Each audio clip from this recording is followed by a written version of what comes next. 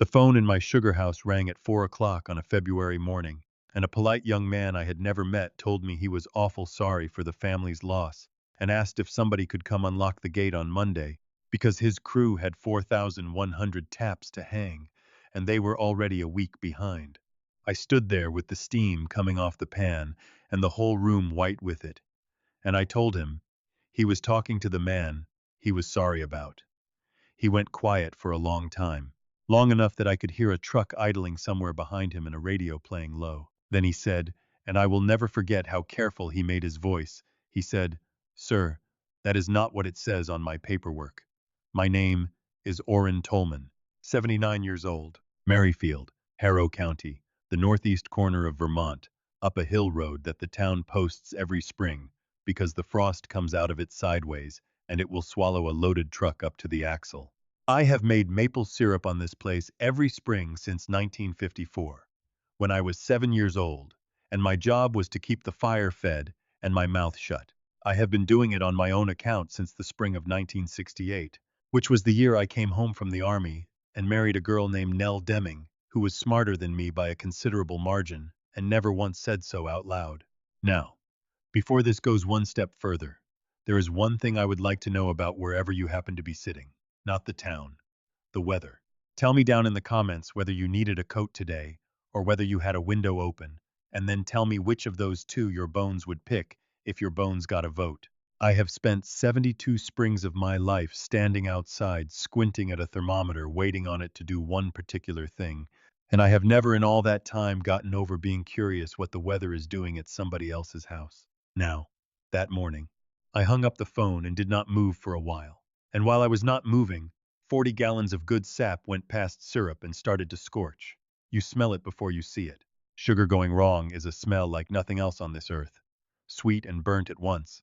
And once it gets into the tin of a pan, it stays there a season. I pulled the fire, drew the whole batch off, dumped it, and stood out in the dooryard in the dark with an empty bucket in my hand. That pan is a 2x6 flue pan sitting on an arch my father set in stone in 1951. The sugar house is 30 feet of hemlock boards with a cupola on it, and when the steam is up you cannot see the far wall. There is a bench along the south side where Nell used to sit with a wool blanket over her knees and grade syrup by holding a jar against a bare bulb. There is a woodpile against the east wall, and there is a shelf. The shelf is one board of white pine, 11 feet long, running above the arch where the heat keeps it dry. And on that shelf, in a row, there is a jar from every season I have ever made. Half-pint canning jars, not the pretty ones. The first draw off the pan on the first good boil of the year, poured hot, capped, and set up there with the date on the lid in yellow grease pencil and what the thermometer said the night before. Nell started that in the spring of 1968, our first year. And the reason she started it is going to matter later on, so bear with me. We were broke that spring. Not poor. Broke. There was a payment due on the place in April, and we did not have it, so we sold every drop we made, and we sold it in bulk, which is the cheapest way there is to sell it. On the last day, when the truck came for the last drum, Nell went in the house and came out with one of her canning jars and filled it off the pan before that drum went on the truck, and she wrote the date on the lid. I said, "Nell, that is money." And she said, "Orrin, if we sell all of it, then at the end of the year we did all that work and we do not own one single thing we made, so we are going to keep one back. Every year, whatever else happens, you always keep one back." That was the rule. That is the whole rule, and it took her about 11 seconds to make it. And it has run my life ever since in ways she did not live long enough to see. Nell died 4 years ago, this coming November. There are 58 jars on that shelf. So there I was in the dooryard at 4:30 in the morning with the wrong smell coming out of my own sugar house, and instead of calling my son, which is what a sensible man does, I got a flashlight and I walked up the hill. Gore Hill Road is a Class 3 town road that turns into a good deal less than that, about a half-mile above my house. I have walked it in the dark maybe 4,000 times, and I know every frost heave in it by feel. And up where the stone wall corners, where my line runs, there was a piece of orange survey ribbon tied to a hard maple. It was not weathered. It had not been there in November. I know, because every November I walk the whole line before the snow gets deep and pull the old ribbons off and burn them. because I do not like the look of them on a tree.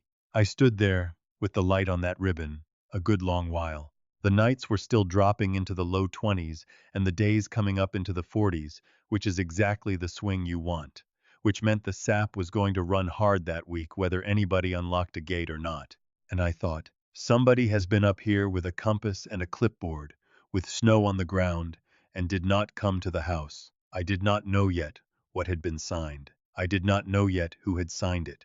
But standing there I knew one thing for certain, and it went through me colder than the weather did. Somewhere out there was a document with my name typed on it, and on that document I had been dead for some time. The bright spot opens at 5, and has since before I could drive, and the clock over the register has been 4 minutes fast as long as anybody can remember, and nobody fixes it, because if you fixed it, half the town would be late. I sat at the counter and had eggs I did not want. Harvey Loomis came in at 10 past and took the stool beside me the way he has since Eisenhower. Harvey plowed town roads 31 years and was road commissioner 9 more, and there is not a culvert in Merrifield. He could not draw you from memory. He looked at me sideways and said, "You look like a man who scorched a pan." I said I did. He ate a while. Then he said, "Orrin, whose trucks are those?" I said, "What trucks?" And Harvey put his fork down, which for Harvey is a whole speech. He said there had been a pickup and a side-by-side working the top of Gore Hill 3 or 4 days back, before the last snow, and a fellow in a good coat standing in the road with one of those tablet computers, and when Harvey stopped and asked, the fellow said they were doing preliminary work for the landowner. For the landowner, Harvey said again, and he looked at me, and he did not say the next part, because he did not have to. I will tell you exactly what came over me at that counter, because I suspect a fair number of men my age have felt it. It was not rage. Rage came later, and it came smaller than you would think. What I felt in that diner was embarrassment. Deep, hot, private embarrassment. The kind that makes your ears go red in front of a man you have known for 70 years. Because somebody had been standing in the middle of my road, telling my neighbor that I was not the landowner, and my neighbor had driven home and thought about it and worried about how to bring it up to me. I paid for my eggs. I told Harvey I did not know anything yet, and I would tell him when I did. And then I drove down to the town hall, and I was there before Ardith unlocked the door. Now, I am going to explain something about Vermont, because it is not how it works most places, and it turns out to matter a great deal. In this state, land records do not go to the county. There is no county recorder. Every deed, every mortgage, every lease, every easement, every scrap of paper touching a piece of ground gets recorded in the town clerk's office, in the town where the ground sits. The originals, bound books, on a shelf, in a vault, in the same building where you register your dog and vote in March. Our vault is about the size of a bedroom with a door on it like a bank. Ardith Sanville has been our clerk 26 years. She has a way of looking over her glasses that I have seen make a state highway engineer apologize. I told her I wanted to see everything recorded against my place going back to 1990. She did not ask me why. She went and got the book. Now here is where I have to back up and tell you about 1991, because you will not understand the rest of it otherwise. In the fall of 1990, I had a bad scare with my heart. Not the worst kind, but it put me in the hospital in Burlington for 6 days, and it put a good hard fright into Nell. And that winter this whole town was talking about one thing, which was old Roland Prue up on the Hollow Road, who had gone into the nursing home in Newport, and whose family watched 200 acres and 130 years get sold off a piece at a time to pay for it. So Nell and I sat down with Howard Sturtevant, who was the lawyer in the village then, in an office over the hardware store that smelled of pipe tobacco and old paper. And we did what a great many people in this country did in those years and still do, and I am not going to tell you it was right or wrong, because I am a sugar maker. What we did was deed the farm to our son Dean. The house, the barn, the sugar house, the 240 acres of hardwood on the hill, all of it, in one deed, to Dean Tolman, in 1991, when he was 18 years old and had just started at the technical center. I remember Howard reading it out. I remember signing. And I remember thinking that I had just handed off everything my father and grandfather held on to through 2 depressions, and that it was the smart thing to do, and that it felt like eating glass. Ardith carried the book out, laid it on the counter, spun it so the writing ran the right way for me, and set her finger halfway down the page. And she read it out loud, because she could see my hands were not going to be much use. She read the granting part, which said what I remembered it saying. And then she read the next part, reserving unto the grantors, Orrin Tolman and Nell D.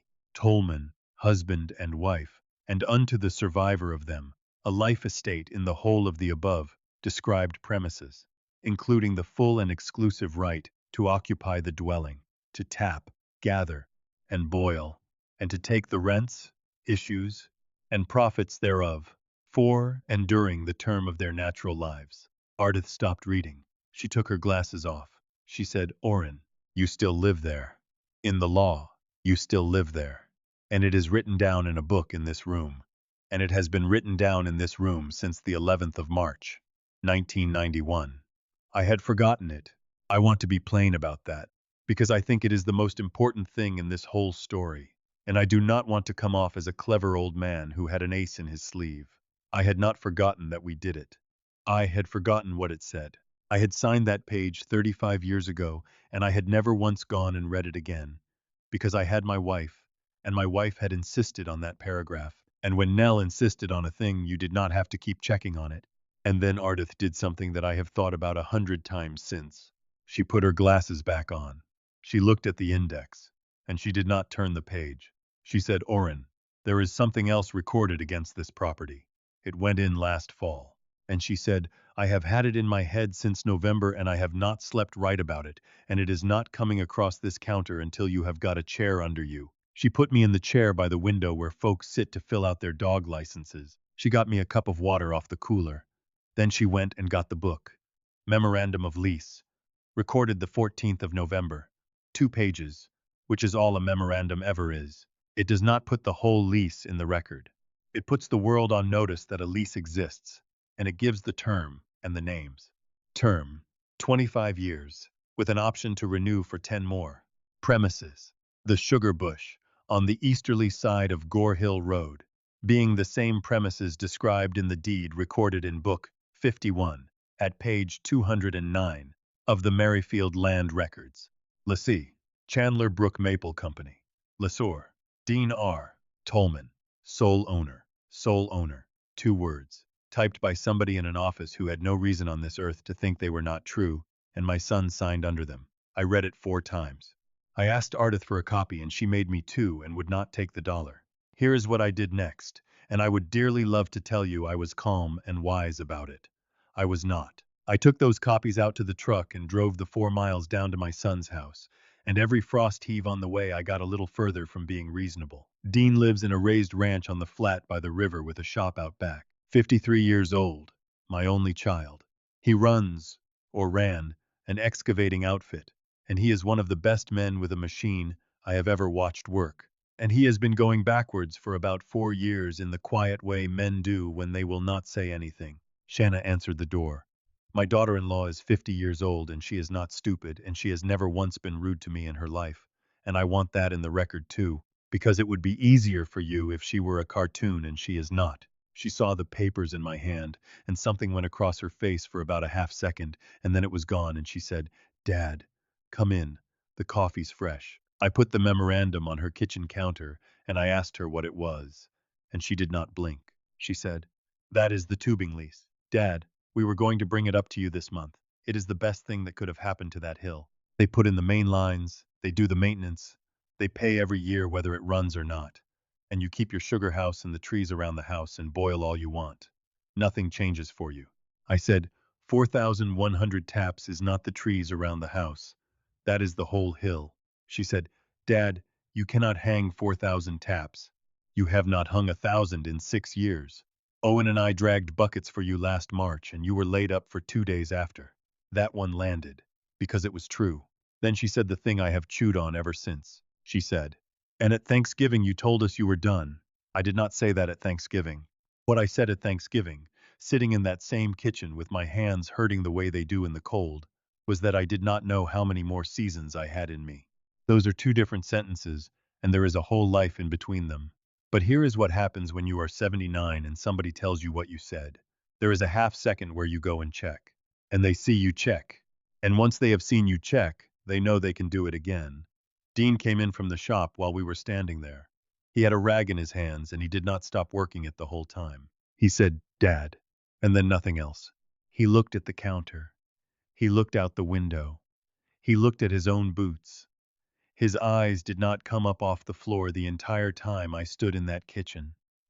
I have known that boy since the day he was born. I have seen him take a beating, lose money, bury his mother. Never once in 53 years had I seen him unable to pick his head up. That is when the truck pulled in. The fellow who got out of it was about 45. Good coat, clean boots.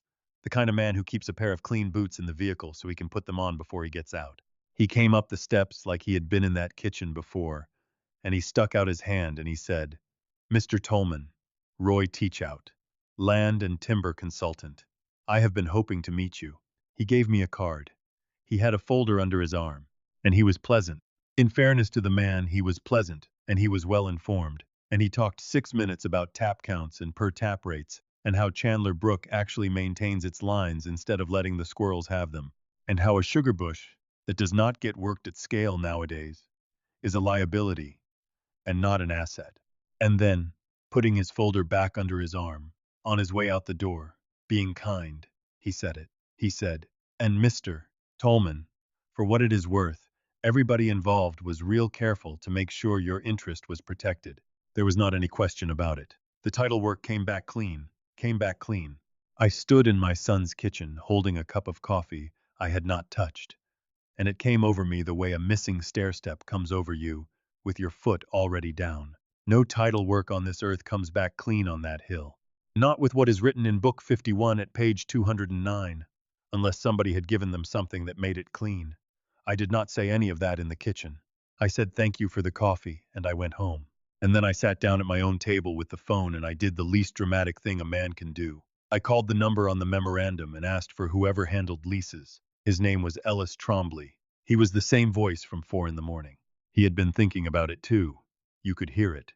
And when I gave him my name, he said, "Sir, I have been sick over this since Tuesday."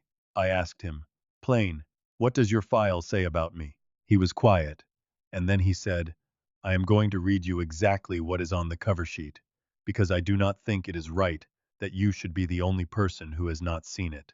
And he read, "Life tenant deceased, affidavit on file, no probate required." 3 lines, 9 words. That is all it took. I asked him if he had the affidavit.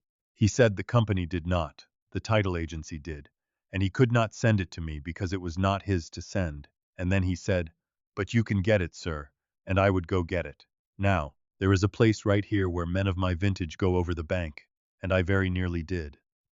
Everything in me wanted to drive back down to that flat and put my finger in somebody's chest. Everything in me wanted to call the state police.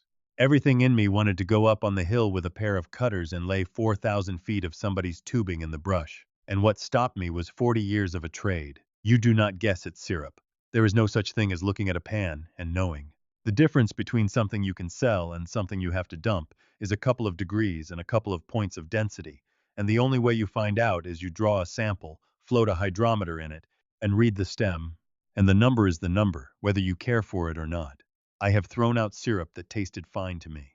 I have kept syrup I would have bet money was ruined. So I did not go put my finger in anybody's chest. I went and got a sample. For 11 days I built a file the way you build a wood pile, one piece at a time, and none of it was exciting.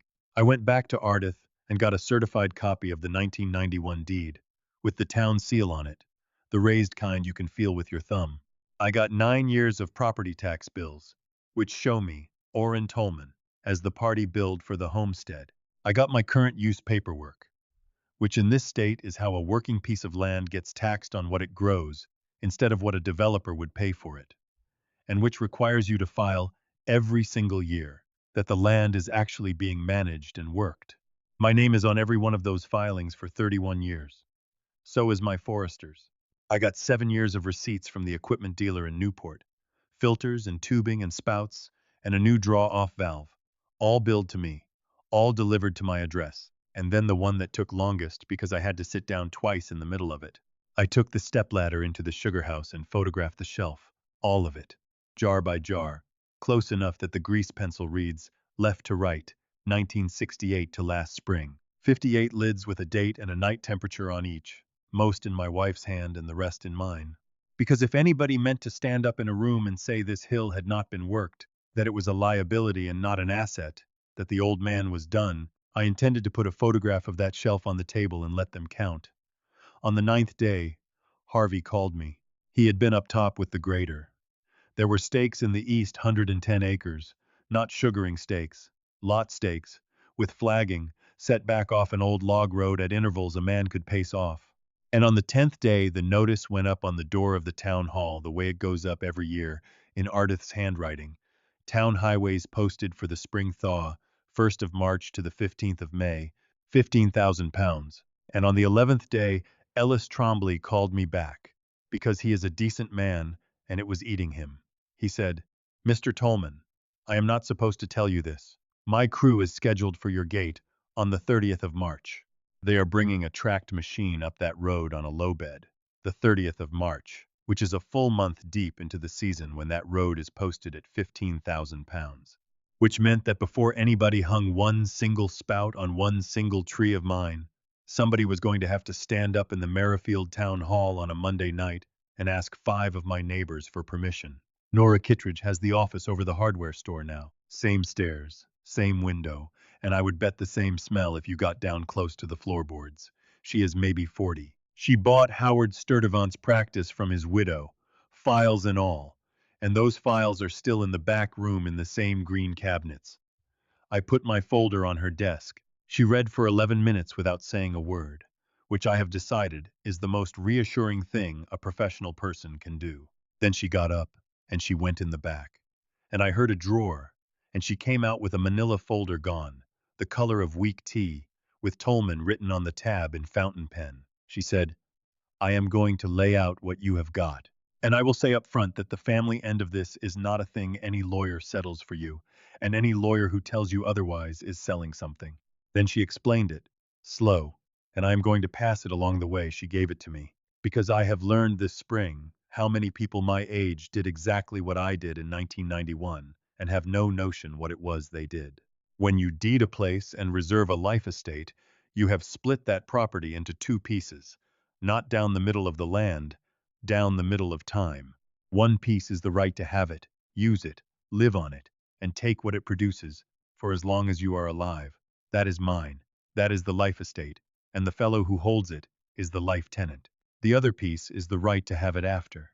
That is my son's. That is the remainder, and the fellow who holds it is the remainderman. Now here is the part that Nora leaned forward for. She said, "A man can only sell what he owns. Your son owns the after. He does not own the now. He can sell his remainder to anybody he likes. Mortgage it. Let a creditor go after it. And none of that reaches you, because none of it is yours, and none of yours is his.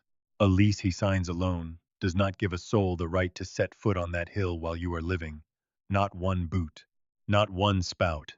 I said, "What about the sap?" And she said, "The sap is a profit of the land.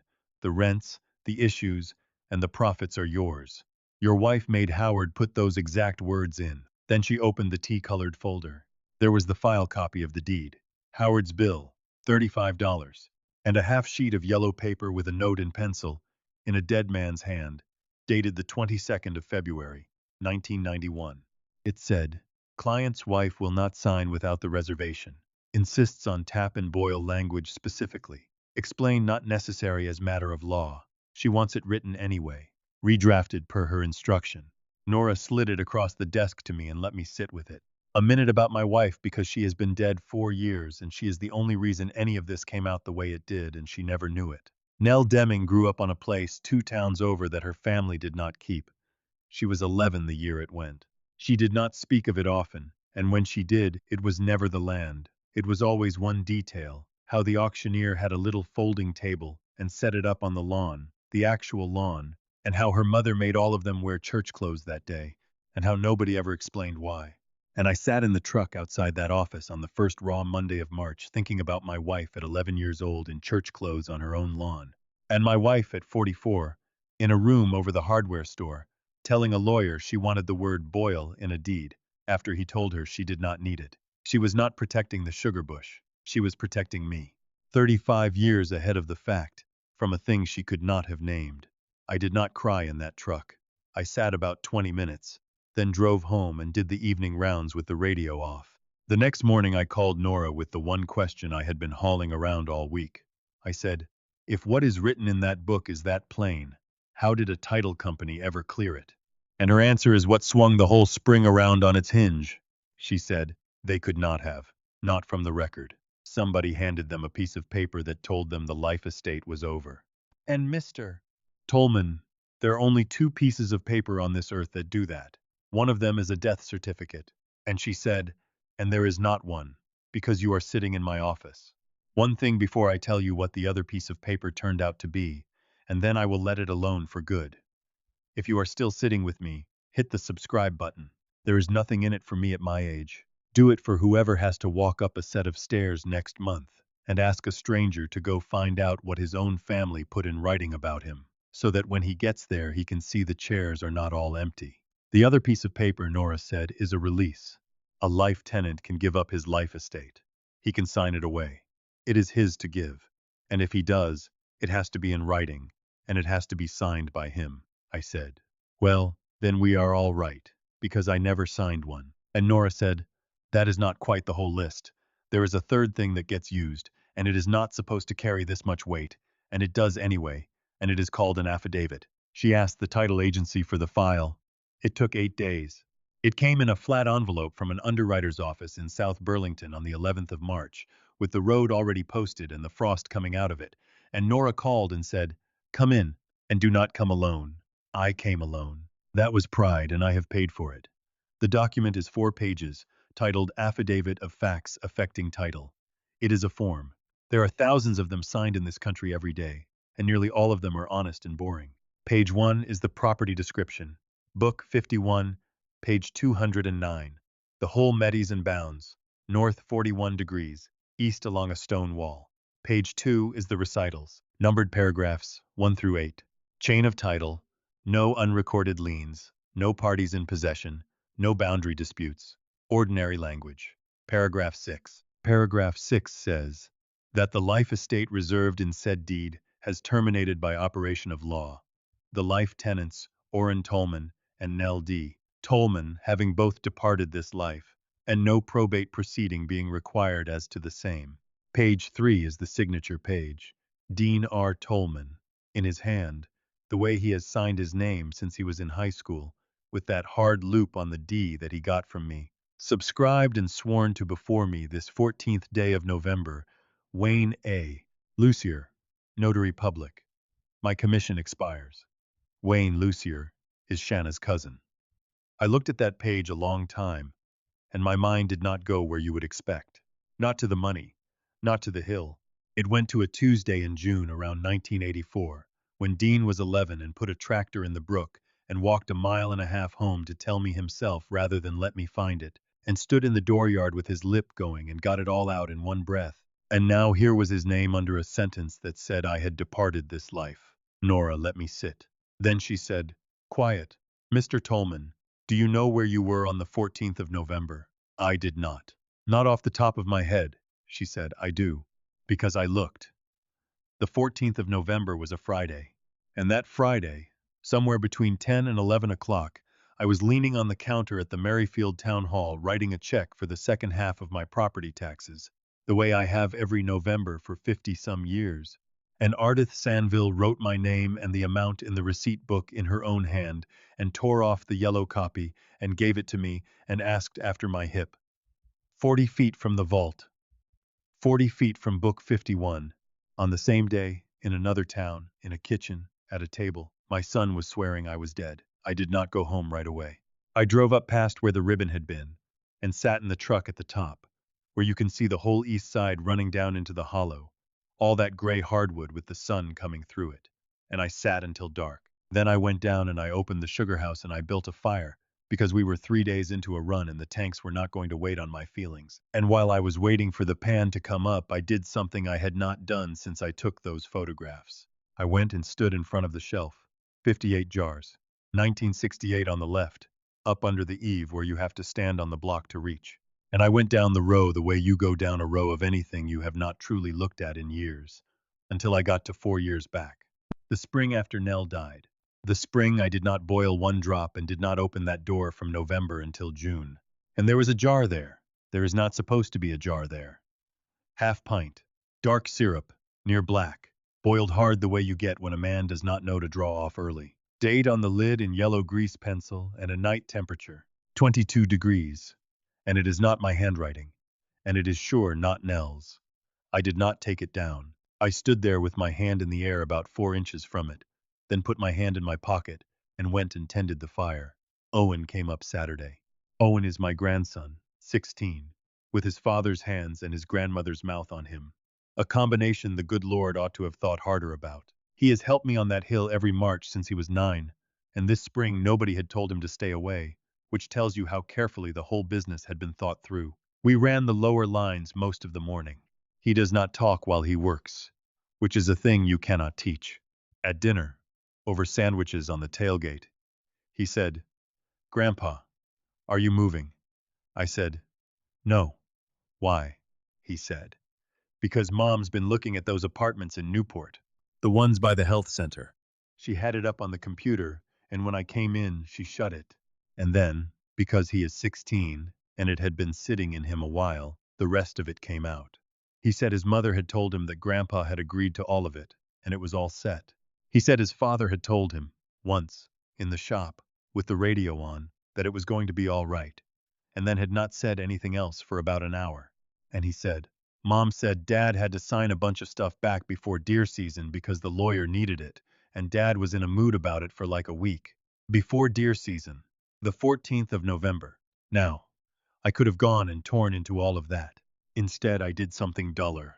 I called Harvey Loomis, and Harvey called a man he knows who was road commissioner over in Bramley, 2 towns down, and by Tuesday I knew most of what there was to know. Roy Teachout is not a crook in a movie. He is a man with a good coat, a real business, and a page on the internet with a photograph of him standing in a hardwood stand looking thoughtful. He does exactly what his card says. He finds families where the old folks are old and the ground is good and the money is thin. He puts a package together. He takes 6% of the sale, and on the tubing side, he takes a finder's fee out of Chandler Brook of 40 cents, a tap the first year. 4,100 taps. He had done it in Bramley. He had done it up on the Canadian line. Twice more down toward the river, Harvey's fellow said. In every one of them, the family came out with something. And in every one of them, there was one old person who quit showing up at the store.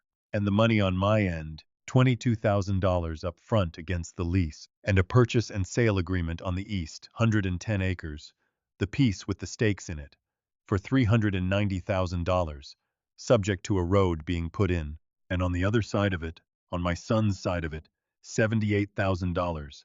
That is what the excavating outfit left him. A machine that threw a final drive, a job he bid wrong in a bad spring, a line of credit at the equipment dealer he had been rolling 3 years, an operating loan, and behind all of it a note he personally guaranteed in 2019 when he was sure it would turn. $78,000, which is a lot of money, and is also not very much money. It is not a yacht. It is not a fellow in a silk necktie. It is a man of 53 in a shop with the radio on, running the numbers again, hoping they come out different. And Shanna, her father, lost a place. I knew that and had known it 25 years, the way you know a fact about somebody, without ever once thinking about it. He had a dairy over in Grand Isle County. It went in 1987, when she was 11 years old. 11, same as Nell. I sat with that a couple of days, and I am not finished sitting with it. 2 girls, 25 years apart, both 11, both standing on a lawn watching men carry things out. One of them grew up and made a lawyer write the word boil into a deed so it could not happen again. The other one grew up and decided the only way it does not happen to you is if you are the one holding the pen. I am not excusing her. I want to be clear as glass about that. There is not one thing in a person's childhood that makes it all right to swear a man is dead. But somewhere in there I quit wanting to destroy anybody, and I have been trying ever since to explain to myself exactly when that happened. And the best I can do is this. It happened while I was standing on a block in my own sugar house looking at a jar I did not make. Because I had a decision in front of me, and the decision was not how do I win. I was going to win. I had already won, back in 1991. in an office over a hardware store, and I had not even known I was holding it. The decision was what I wanted to be standing there at the end of it, and who I wanted standing there with me. I called my son on the Thursday, and I told him to meet me at the gate at 9 o'clock at night and to come by himself. He came, and that is worth something, and I have counted it.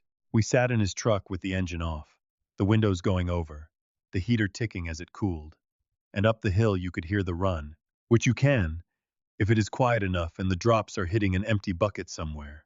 I did not put the affidavit in his hands. It was in my coat, and I left it there. I said, Dean, on the 14th of November, in your kitchen, before deer season, tell me about that day. And he told me. It took him about 4 minutes, and he had to start over twice. Wayne was already there when he came in for supper. There was a stack on the table, half an inch, with those little colored arrows stuck along the edge where you sign. Shanna said it was the lease package and the survey authorization and the title paperwork, and it all had to go out that night to make the closing window. Wayne had his stamp out. There was a casserole on the stove getting cold, and Dean said, Dad, she told me you knew. She told me you and her had talked it through at Thanksgiving, and that you had said you were done, and that you did not want a big to-do made over it. She said there was a paper for you to sign too, and that she was taking it up to you Saturday. I said, and did she? He said, I never asked. Then I asked him the only question I had actually driven up there to ask. I said, did you read it? And my son sat in the dark in his own truck on the road his great-grandfather cleared, and he said no. He did not dress it up. He did not say he skimmed it, or that the print was small, or that he was tired, or that he trusted his wife, all of which was true, and any one of which I would have taken. He said no. I signed where the arrows were.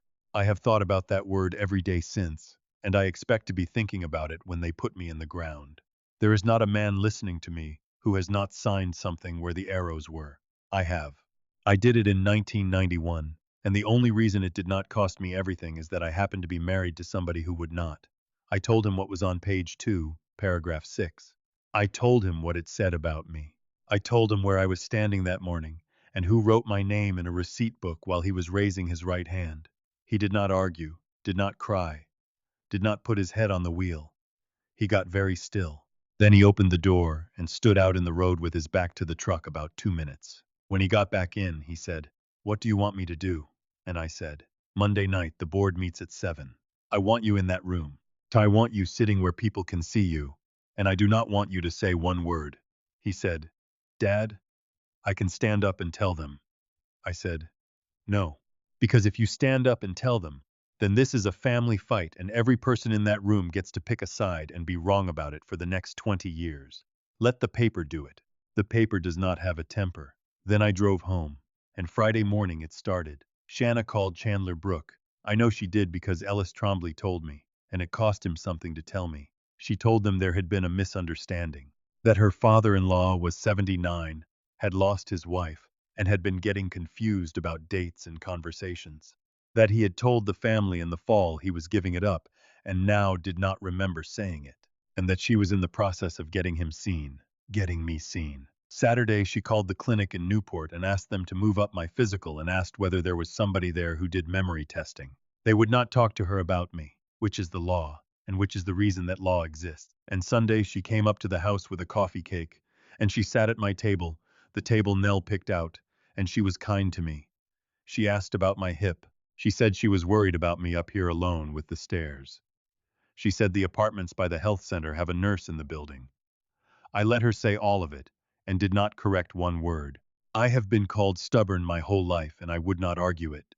But I have never in my life been quick, and that Sunday it was finally worth something. I sat there and let her lay the whole thing out, and it came clear to me that she had not driven up to persuade me.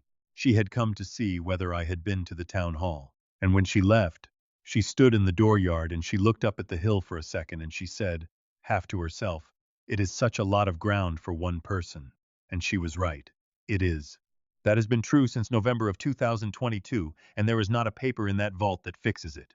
The Merrifield Select Board meets downstairs in the town hall. In the room with the folding chairs and the flag and the coffee urn, somebody's mother donated in 1979 that has never made a decent cup in its life. There were maybe 20 of us. A big night here. The agenda gets taped to the door. 9 things on it.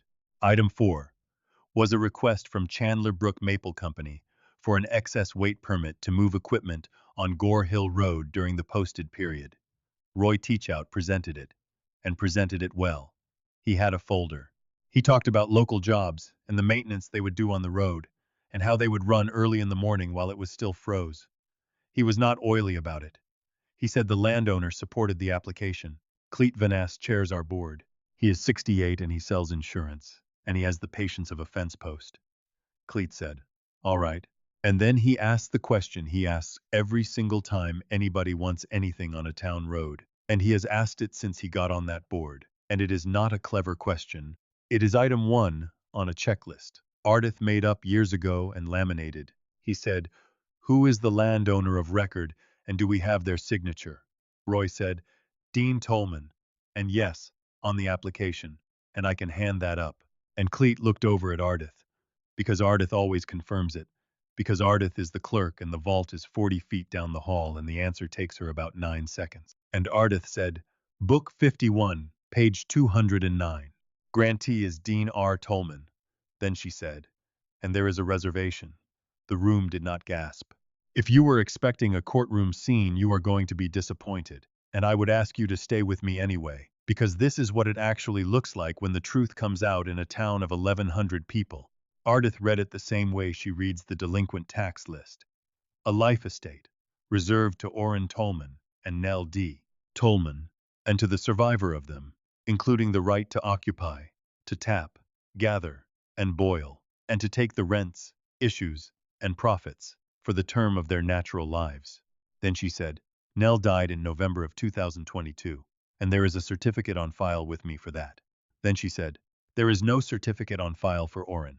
And then she said, and he is sitting right there. Nobody looked at me all at once. That is not how it goes. They looked one at a time, over about 10 seconds, the way people check a thing they are already sure about. Roy Teachout said, there is an affidavit. And Cleet Vanass said, an affidavit of what? And Roy got his mouth open and no sound arrived. And that right there, that half second of a man understanding he is going to have to say the sentence out loud in a room where the fellow is sitting in the 3rd row, that was the whole business. That was all the justice done that night. And it took less time than tying a boot. Cleet said, we are going to table item 4. Somebody in the back said, well, that is it. That is what a man in the back row of a Vermont town hall says when the floor drops out from under something. Well, and then the board went on to item 5, which was a request from the cemetery commission about a stone wall, and it took 20 minutes, and it got more discussion than the other thing did. Dean sat 2 rows behind me the entire meeting and did not say a word, and when it was over he stood up with everybody else and helped fold the chairs, which is what you do. Chandler Brook's lawyer sent a letter Thursday withdrawing the application and giving notice of termination. Ellis Trombley called me himself before it came. He said, Sir, in 30 years we have never knowingly set a spout on a tree we did not have the right to. He asked if he could come look at my sugar house sometime. I told him to come in March and bring his own boots.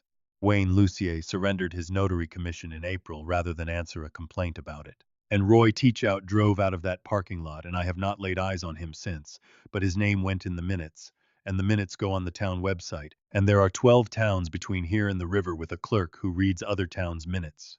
He will not be back on this hill. He will be somewhere. That is the part they do not tell you. The rest of it was paperwork. And paperwork takes a long time and makes a poor story. So I will give it to you short. Nora recorded an affidavit of my own in Book 71, a page and a half, saying who I am, and that I am living, and that the life estate stands. So anybody who looks at that ground again finds me first. Chandler Brook wanted its $22,000 back, and it got it, out of the sale of a machine and a trailer. My son did that himself, did not ask me for a nickel, and I did not offer one, and both of those were right. The state's attorney's office looked at the affidavit. They asked me what I was after. I gave it to them straight. I did not want my son prosecuted over a paper he never read. I was not going to stand up and point at his wife either. And if they were hunting somebody, they might ask who drafted the thing, who got paid off it, and how many other towns it has turned up in. Then I told them it was their job and not mine, and I went home. What they do with it is not up to me, and it should not be. Shanna and I have not sat down. I do not know that we will. She came up the last week of March with Owen and stood in the dooryard and did not come in. And she said one thing to me, and it is the only thing she has said about any of it. She said, I did not want to be 11 again. I said I knew. I said that is not a reason. And she said, no, it is not. And she got in the truck. I do not know what happens with that. I am 79, and I have quit pretending I know how things come out. We took the last run on the 7th of April. Dean came up at 3 in the morning without being asked, and he did not knock. He built the fire. He has not built a fire in that arch since he was in high school, and he still knows to lay it long and low, and not to choke it. We boiled until the sun came over the ridge, and the sap went buddy the way it does. I drew off, ran it through the filter press, and set a half-pint jar under the valve. Then I handed him the grease pencil. He looked at it a long time. He said, that is not mine to do. I said, Dean, there is a jar up there from 4 years ago with your writing on it, and I never boiled a drop that spring, and you never told me. And my son stood in a hot room full of steam with a yellow pencil in his hand, and cried the way a man cries, badly, with his shoulders, without a sound. He said, I did not want there to be a hole in the row. The date is on that lid in his hand. It is up on the shelf, and it is the 59th one. And if you count it, there is not a year missing in there since Johnson was president. Now I want to leave you with a few things, and then I am going to go split some wood. If you have handed your place to your children while you are alive, or you are thinking about it, go read what you actually signed, not what you remember. The paper. Get a copy with the seal on it and read every line, including the ones after the first page, and if there is a reservation in there, know what it says. If there is not one, go talk to a lawyer, a real one, in your own state, because I am a sugar maker, and I am not qualified to tell you one thing about your situation, and neither is anybody on the internet. If somebody puts a stack of paper in front of you with little colored arrows on it, and there is a notary already sitting at your table and dinner is getting cold, that is the moment. That is the whole moment. Take it home. Anybody who will not let it leave the table has already told you what is in it. A notary does not swear the paper is true. A notary swears it is you. Those are not the same thing, and most people go their whole lives not knowing the difference, and write things down while everybody still loves each other. That is the only time it can be done. Nobody sits down and puts the word boil in a deed in the middle of a fight. I have been asked a few times this spring whether I feel like I won. Here is the closest I can get. Sap does not run because it is warm. It will sit in a tree all winter and never move a drop. And it does not run because it is cold either. It runs on the swing. Hard freeze at night, sun in the afternoon, and the difference between those two is the only thing on God's earth that pulls it up out of the ground. Nothing in my family moved for 4 years. Not 1 inch. And then it got hard, and it got warm again. And here we are. You always keep one back. My wife said that to me in a dooryard in 1968 about a jar of syrup, and she said it again in 1991 to a lawyer about a piece of ground. And I did not understand either time what she was telling me. Keep one back, not out of meanness. Not because you are expecting the worst out of the people you raised. Keep one back, so that at the end of all that work, there is one thing left in the world that is still yours to give.